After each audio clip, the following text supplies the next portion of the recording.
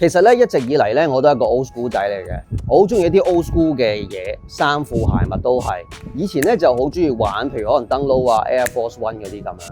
最近咧就玩多咗一啲復古跑鞋啦，例如 Asics 啊、Mizuno 啊，一啲90年代到嘅一啲跑鞋。咁但係咧，其實仲可以玩得再 old school 啲嘅。我手上咧就係呢一款係嚟自 Saucony 嘅 Trainer 80。咁咧佢就係嚟自一款咧80年代嘅再 old school 啲嘅一個跑鞋款式。咁同我哋而家平時玩 Asics 160啊、Kayano 啊嗰啲，咁其實咧都係屬於90年代嘅一啲跑鞋款式啦。咁但係咧呢一啲咁樣咧，真係好有懷舊氣息啊！呢一款咧幾中意，因為咧佢本身咧用咗一個藍色、黃色，今次就介紹俾大家呢一對鞋到底點玩、點樣襯呢？如果想支持下我介紹更多鞋款、衫褲俾大家，可以加入會員支持下，仲會不定期有會員專屬最新資訊，就當買本雜誌咁咯。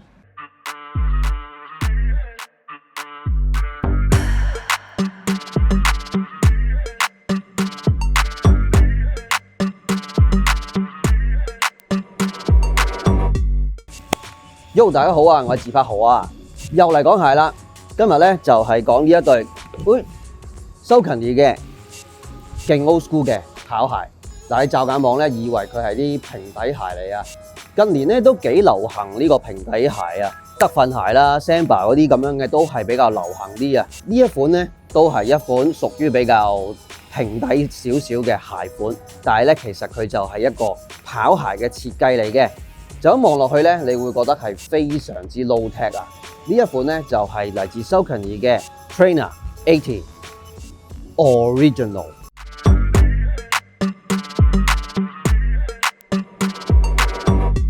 呢一個鞋款咧，其實佢本身嘅設計咧，嗱可以近睇下啦，係咪好 old school 啊？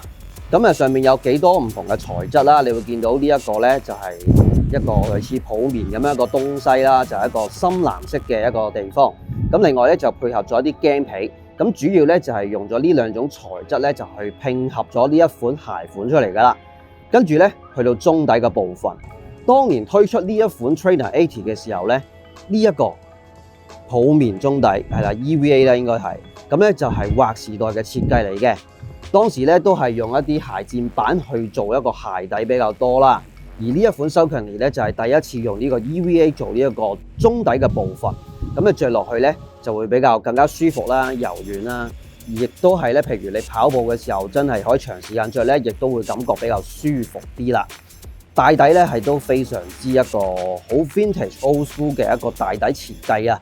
你要見到咧係一塊黑色橡膠嘅一個大底，但係咧上邊咧就以前嘅設計咧係比較簡單少少。唔會話有好複雜嘅一個紋理喺上面啊，因為咧佢係一個跑鞋嘅關係啦，所以前邊呢一度咧就係會翹起，後邊咧亦都係有少少翹起，跑步嘅時候就更加方便啦。咁但係咧，相信而家都唔會着呢啲比較 low tech 嘅跑鞋去跑步啦。呢啲鞋款咧，我諗而家攞嚟咧穿搭就會更加好啦。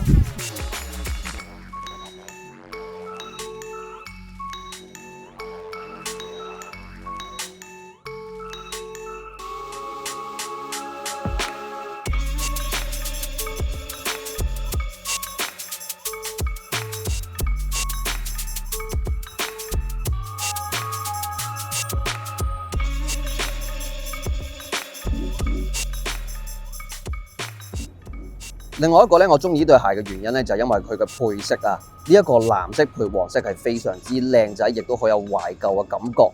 呢個藍色咧就好特別嘅，有少少似平時我哋見到一啲貨車嗰啲藍色啊，勁 old school。另外咧就呢個麂皮睇到咧一個幾靚嘅麂皮啦，咁啊配咗咧一個灰藍色，咁啊有個深淺喺度啦，幾靚仔嘅。另外最特別就係配咗呢一個黃色，呢個黃色咧唔係嗰種好 sharp 嘅嚟嘅，呢個係一個芥辣黃。感覺咧係比較低調少少，而咧亦都配合咗呢個淺黃色嘅扁身鞋帶啦。但係其實除咗呢個扁身鞋帶之外咧，呢一個仲有一個深藍色嘅鞋帶，冇錯。咁呢個藍色咧就可以襯翻個鞋身嘅顏色啦。但係我自己覺得咧呢個淺黃色係非常靚，所以我就冇換到落去啦。整體嘅感覺咧勁 old school 啊！頭先講到咧，而家比較流行一啲平底鞋啦，譬如可能 Samba 啊嗰啲咁樣咧，鞋底咧就比較薄少少。我之前介紹咧都係 Saucony 嘅呢個 Bullet CT， 咁嗰款咧平底鞋嚟講咧個鞋底算係比較舒服啲，厚少少。而呢一款咧就更加正啦。你驟眼望落去咧，以為鞋係比較扁平啲，但係其實咧佢個鞋底咧都幾厚嘅，你會見到嗱呢一度咧係有一個幾厚嘅鞋墊喺入邊咧。首先嗱咁樣嘅，係啦，咁啊都幾好嘅 cushioning 啊，我覺得。咁另外咧佢鞋底本身咧呢個中底嘅部分其實都有成2-3 cm 嘅，所以着起嚟咧個感覺咧冇平時嗰啲平底鞋咁扁平嘅。我自己着過，我覺得個感覺都幾舒服。而家就試穿下俾大家睇下啦。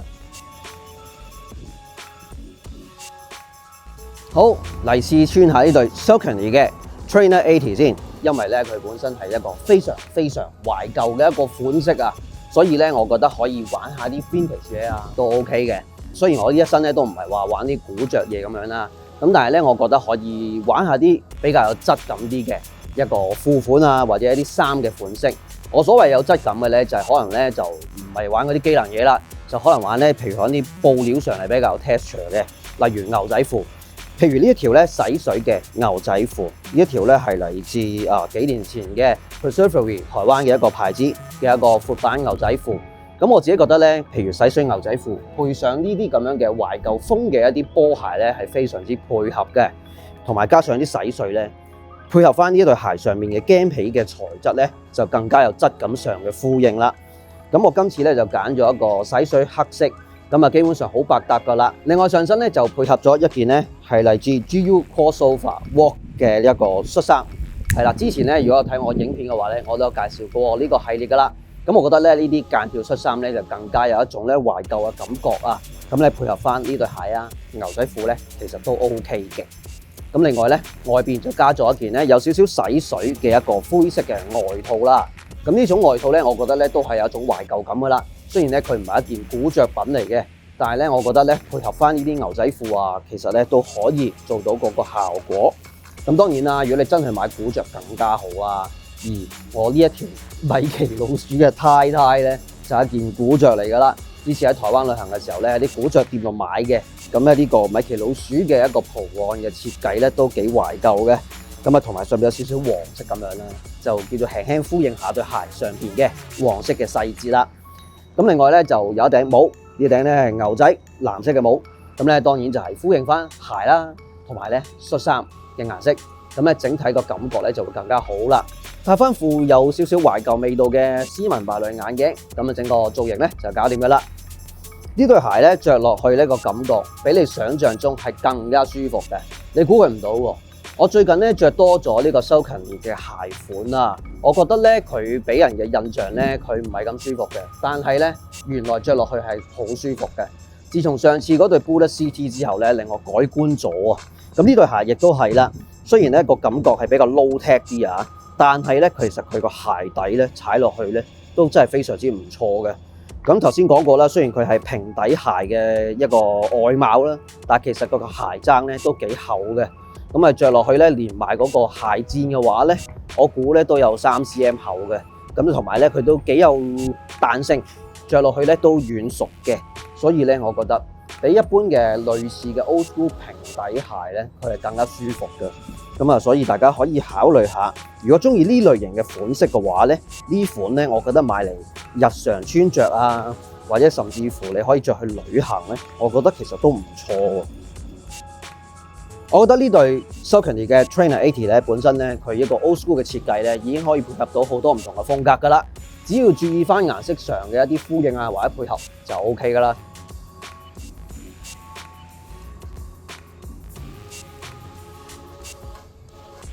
好，呢對 Saucony Trainer 80到底要着咩 size 咧？買翻原碼就 OK 噶啦。我平時咧着開 US9， Saucony 咧大部分都係着 US9， 而呢一對亦都係 US9， 大家可以參考翻啦。呢對鞋咧本身真係冇乜大細嘅問題嘅，雖然咧佢比較扁平啲，呢個部分咧係會比較貼你嘅腳掌多少少啊。咁但係咧因為呢對鞋咧都係一啲 old school 設計啦，對鞋嘅鬆緊主要咧就係嚟自於呢一個鞋帶你點樣綁嘅啫。所以如果咧覺得呢個部分比較緊貼啲嘅話咧，鬆翻呢個鞋帶就冇問題噶啦。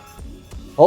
如果想支持下我拍多啲開箱片嘅話咧，就可以加入會員支持下我，等我介紹多啲鞋款同埋衫褲俾大家，就當買本潮流雜誌啦。仲有記得 CLS comment like 同埋 share， 撳埋隔離個小鈴鐺啊！如果有新嘅開箱片，你就第一時間知道啦。如果想大力支持下嘅話咧，呢度有 PayMe， 嗰度有 Super Fans， 自己搞下佢啦。記得話埋俾你個 friend 聽，今日自8號係講一款真嘅 old school 跑鞋，係嚟自80年代嘅 Saucony Trainer 80。好，係咁先，下次見啦，拜。